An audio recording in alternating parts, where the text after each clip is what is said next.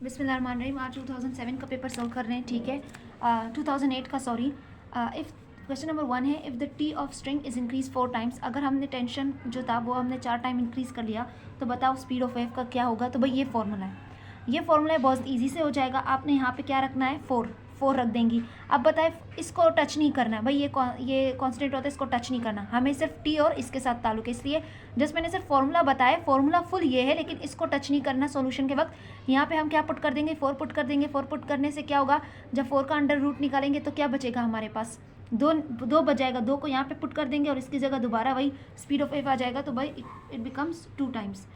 What is the formula of convex lens, ठीक है, ये आपका फॉर्मूला हो गया। Sone is the loudness of the, what is the relation of the tone with D B. अच्छा, हमने पूरा वो बताना है, ठीक है, रिलेशन बताना है। तो भाई बताना है कि 1 सोन जो है वो 40 डेसिबल के बराबर है at 1000 frequency hertz. 3 sources each of 1.5 volts are connected in series. What is the net EMF. देखो यहाँ पे ना एक बात समझने की है, आप कंफ्यूज हो सकते हो। इसका आंसर अगर मैं आपको बोलूँ 4.5 वोल्ट है तो आप कहेंगे कि नहीं, वोल्ट दिया है तो वोल्ट को जब हम सीरीज़ में होता है तो वो 1/, में होता है ना, तो आंसर ये नहीं आना चाहिए। लेकिन अगर आप थोड़ा सा ध्यान लगाए तो हमें 3 सोर्सेज दिए वोल्ट के, कनेक्टेड इन सीरीज़, ठीक है। क्या ये यूनिट है, इट इज़ नॉट वोल्टेज, ठीक है। ये क्या है, ये वोल्टेज है, ये यूनिट दिया गया है किस चीज़ का, ईएमएफ का, ठीक है। हमें नेट ईएमएफ निकालना है, नॉट वोल्टेज निकालना है, पोटेंशियल डिफरेंस नहीं निकालना, वी नहीं निकालना है। अच्छा, हमें ईएमएफ निकालना है और उसका वो क्या है, यूनिट वॉट है, एक पोटेंशियल डिफरेंस है which is represented by V and its unit is watt, ठीक है। इसी तरह ईएमएफ है, EMF is represented by E and this unit is watt, ठीक है। हमें 3 ईएमएफ दिए गए हैं और अब हमें क्या निकलवाना है, नेट ईएमएफ निकलवाना है और सीरीज में कनेक्टेड है। और ये क्वेश्चन मेरे एमडी कैट में आया था, ठीक है। अब यहाँ पे आपके बुक ने एक देखो, अगर वो ईएमएफ हो, ठीक है, और या इंटरनल रेजिस्टेंस हो, अगर वो सीरीज़ में है ना, किस चीज़ में है, अगर वो सीरीज़ में है तो फिर उनका जो नेट निकलेगा वो कुछ इस तरह निकलेगा। सही आ गया, समझ आ गया, क्लियर हो गई बात। तो भाई इन 1.5 को 3 मरतबा जमा करो, क्या आएगा 4.5, आसान इजी, ये तो है, ये रहा किया हुआ भी है। अच्छा, electromagnetic wave depends upon both permeability and, ये सवाल रिपीटेड है। अब देखो, आपको ना क्वेश्चन सॉल्व करने का तरीका भी आना चाहिए। अगर आप ध्यान लगाओ, ठीक है, अगर आपके पास डाउ ग्रेड बुक है तो अगर आप थोड़ा सा ध्यान लगाओ तो अगर मैं ध्यान लगाऊँ तो भाई ये वाला रिपीटेड है, ये वाला भी रिपीटेड है। रिपीटेड इस लिहाज से कि बिल्कुल इसी तरह के क्वेश्चन रिपीटेड नहीं होते, लेकिन ये टॉपिक रिपीट है, ये टॉपिक भी रिपीट है। यूनिट लाउडनेस के और क्वेश्चंस भी आए तो ये टॉपिक भी रिपीट हो गया, ठीक है। लिखते जाओ, टॉपिक लिखते जाओ। इसी तरह अब ये ईएमएफ का ये वाला टॉपिक थोड़ा अलग था, यानी ईएमएफ का टॉपिक है लेकिन इसमें से ये क्वेश्चन थोड़ा न्यू क्वेश्चन इन्होंने दिया है, ठीक है। इसी तरह ये क्वेश्चन बार बार आ चुका है, ये क्वेश्चन यानी इलेक्ट्रोमैग्नेटिक वेव का कैरेक्टरिस्टिक्स, और ये टॉपिक भी थोड़ा इंपॉर्टेंट हो गया। Question number 6, if light enter from air to denser medium and refractive index then wave length is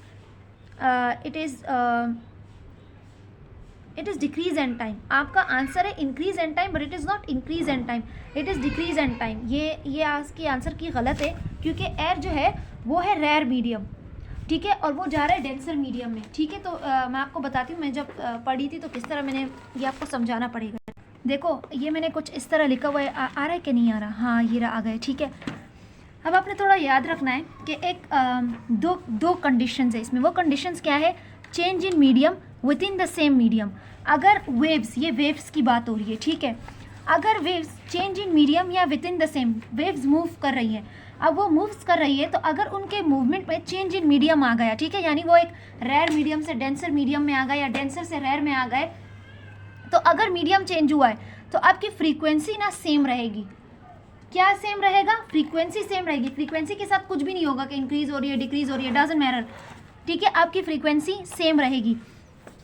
इतनी बात क्लियर हो गई। यानी आपकी जो वेलोसिटी है, आपकी जो स्पीड है और जो आपका वेव लेंथ है उसके साथ चक्कर होता चला जाएगा, और ये दोनों एक दूसरे के बराबर है, तो अगर v कम हो रहा है तो लैम्डा भी कम ही होगा। इतनी बात समझ आ गई। अब दूसरी बात है with in the same medium, अगर वेव जो है वो मूव कर रहे हैं with in the same medium, तो आपकी कौन सी चीज़ सेम रहेगी, आपकी स्पीड सेम रहेगी। अगर आपकी स्पीड सेम रहेगी इट मीन्स आपका फ्रीक्वेंसी भी से, आपका लैम्डा भी सेम रहेगा, क्योंकि डायरेक्ट रिलेशन है ना, और फ्रीक्वेंसी चेंज होती चली जाएगी। तो चेंज इन मीडियम में फ्रीक्वेंसी सेम है, with in the same medium frequency change नहीं है, यानी वी सेम है, बस इतना याद रखो। ये कंडीशन समझ आ गया। अब जो हमारा क्वेश्चन था ना वो था चेंज इन मीडियम का, तो हमने ये बस याद रखना है कि जब भी मीडियम चेंज होता है ना तो आपने ये याद रखना है कि रेयर और डेंसर को याद रखना है। रेयर में पता है क्या होता है, लाइट और वाटर वेव के साथ दोनों की कंडीशन सेम है। लाइट वेव और वाटर वेव के साथ क्या होता है पता है, रेयर में, और रेयर का दूसरा नाम क्या है, डीप, आप डीप भी बोल सकते हो। डीप वाटर, यानी डीप वाटर जो है वो रेयर मीडियम होता है, शैलो वाटर डेंसर होता है। ये मैंने इसलिए डीप और शैलो लिखा है। बस आपने इतना याद रखना है, अगर रेयर मीडियम है ना तो रेयर मीडियम में क्या होगा, आपकी जो स्पीड है और जो आपका जो लैम्डा है इसके साथ क्या हो रहा होगा, ये इंक्रीज हो रहे होंगे। क्या हो रहे होंगे, इंक्रीज हो रहे होंगे, जबकि डेंसर में ये डिक्रीज हो रहे होंगे। एक चीज़ याद कर ली, रेयर में क्या हो रहा है, दोनों चीज़ें इंक्रीज कर रही है, ठीक है, रेयर मीडियम में। इतना समझ आ गया।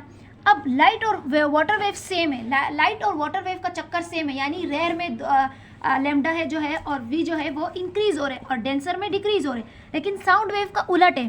साउंड वेव में क्या हो रहा है, साउंड वेव में जो रेयर मीडियम है ना उसमें वी और लैम्डा डिक्रीज हो रहे हैं। तो ये भी थोड़ा याद रखना है। पहली बात मैंने आपको क्या कही कि भाई चेंज इन मीडियम के बारे में बताया, फिर मैंने आपको बताया कि फिर मैं चेंज इन मीडियम पर आई, मैंने बताया कि चेंज इन मीडियम में, रेयर मीडियम में ये दो चीज़ें इंक्रीज हो रही है, लेकिन ये है only for the light and water wave, समझ आ गया। लेकिन साउंड वेव कुछ अलग है इन दोनों से। साउंड वेव कहता है कि मैं रेयर में लैम्डा और वी इसका डिक्रीज हो रहा है। आप ये अपने पास लिख ले, स्क्रीनशॉट ले ले, जो भी करना है रख ले, बस इसको समझ लेना वीडियो देखने के बाद अगर समझना है। मैं अगर अब क्वेश्चन पर जाऊँ, आपके क्वेश्चन पर, तो आपका क्वेश्चन कहता है इफ़ लाइट इंटर, लाइट की बात हो रही है, from air to denser, rare से डेंसर में, तो डेंसर में हमने क्या बोला था कि भाई लैम्डा के साथ क्या हो रहा है, डिक्रीज हो रहा है, ठीक है। अब हम आते हैं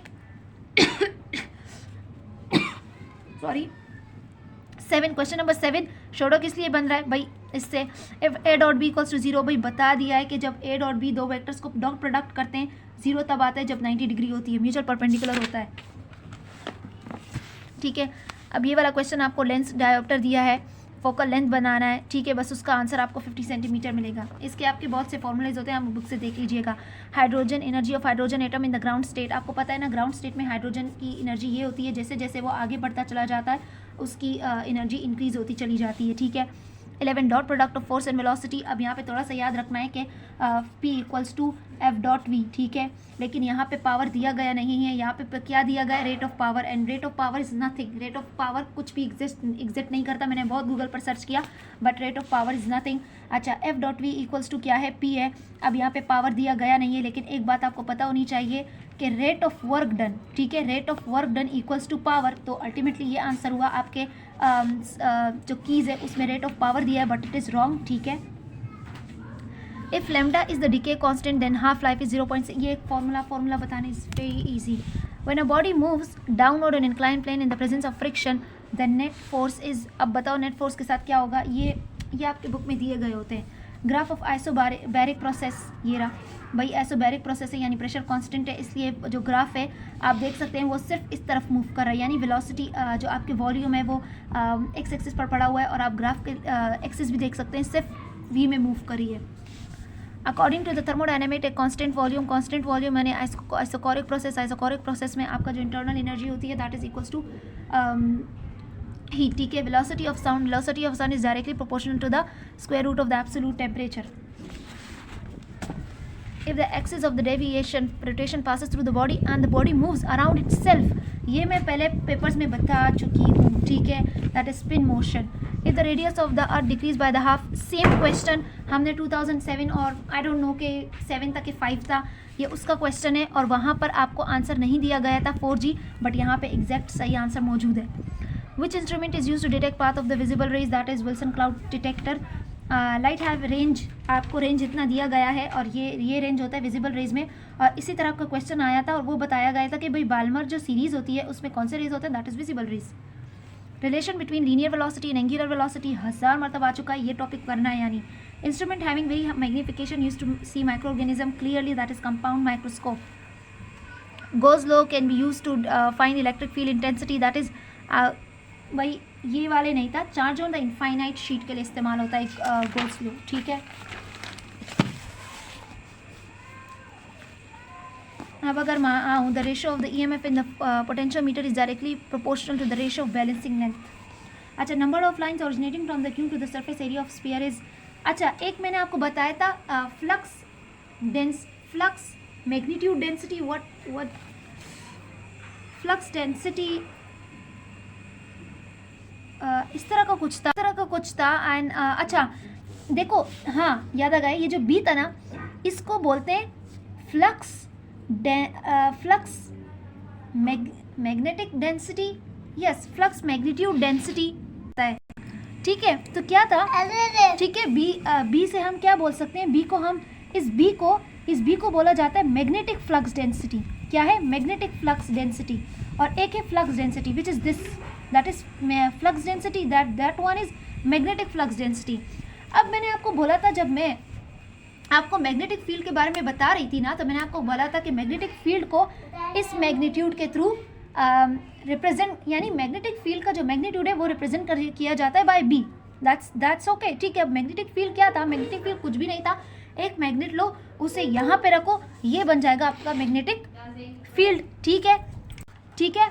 तो अब आपको बोल रहे हैं, मैंने क्या बोला था कि मैग्नेटिक फील्ड क्या है, which is the magnitude of magnetic field is B. अब मैग्नेटिक फील्ड क्या था, एक मैग्नेट है, वो किसी चीज़ को अट्रैक्ट कर रहा है, तो लाइंस, यानी वो जो अट्रैक्शन है ना उस मैग्नेट की, वो it is represent by lines. तो the number of lines originating from the Q to the surface of area, that is magnetic flux density. अगर मैं इसका फॉर्मूला यहाँ पे लिखूँ तो क्या बनेगा, ये आपका मैग्नेटिक फ्लक्स यानी flux density divided by area, और इसको इस साइड पे लागू तो मैग्नेटिक फ्लक्स डेंसिटी बन जाएगा। In a solid state detector is PN junction, the velocity of alpha second harmonic is also known as, that was is not important, that is first overtone. लेकिन हमने कैसे identify किया, let me show you, paper कहाँ है, अच्छा ये रहा 2007 के पेपर में ही था। देखो मैंने आपको 3 कंडीशंस बताई थी, अगर इन दोनों का ओवरटर्न मुझे मालूम करना है तो मैं क्या करूँगी, मैं ये वाला फॉर्मूला लगाऊंगी, nth represent the harmonics and -1 कर देंगे तो इट रिप्रेजेंट द ओवरटोन, ठीक है। इन दोनों के बारे में अगर एक पाइप दिया है, दोनों तरह तरीके से ओपन है, तो ये वाला फॉर्मूला लगेगा और इसके लिए भी। लेकिन अगर इस तरह का पाइप है तो ओवरटर्न मालूम करने के लिए हम क्या करेंगे, 2n+1 and again n represent the harmonics, ठीक है।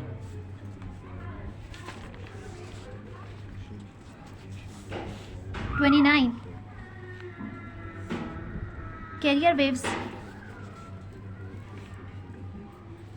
are over modulated to be distorted over the origin of modulating signal wave. अच्छा, this topic is given by the modulating the carrier wave, okay, or from your book, ठीक है, from your I think second year book, yes, it is the topic of the second year book, and I write something, okay, I can't understand you, learn you the topic of the modulating, how the amplitude modulating wave, that is the topic of the amplitude modulating, ठीक है, amplitude modulating, that is now difficult to learn, you know.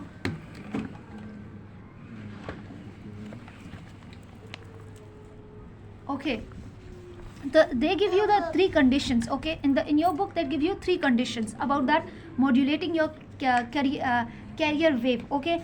So the first condition is that modulation is happened, your carrier wave is modulated 50%. what I said that your carrier wave is modulating, यानी 50% modulation हुई उस carrier wave की, ठीक है, उस carrier wave की 50% modulation हुई। अच्छा, आपके बुक ने 2-3 पॉइंट्स और भी रखे, वो पॉइंट्स ये है कि कैरियर वेव अंडर मॉड्यूलेटेड हो गया और जो पावर है वो रिड्यूस हो गया, ठीक है। ये 2 कंडीशंस भी बताई और ये भी बताया कि भाई 50% मॉड्यूलेशन हुई, तो it is represented by this. Second condition 100% modulation है, carrier wave fully modulated, power maximum हो गई, तो कंडीशन ये।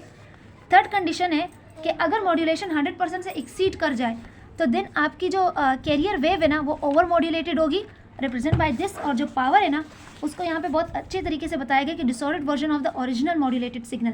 तो अब खुद बताओ, कैरियर वेव क्या कर गई है, ओवर मॉड्यूलेटेड हो गई है। जब ओवर मॉड्यूलेटेड तो कंडीशन क्या था, m इज ग्रेटर देन 1, कहाँ है, m is greater than 1, the frequency acquired to produce artificial gravity in the satellite, that is B, okay. अच्छा, अब याद रखो, अब ये वाला जो टॉपिक है ना, ये इज फर्स्ट टाइम, ये फर्स्ट टाइम आया है, तो समझो ये एक ऐसा टॉपिक है जो आउट है, ठीक है। तो इसको इतना जाने की ज़रूरत नहीं है, बस ये कंडीशंस देख लेना, ठीक है, और थोड़ा समझ लेना एम्पलीट्यूड मॉड्यूलेशन। अल्लाह हाफिज़, इंशाल्लाह अगली वीडियो बहुत जल्द आएगी।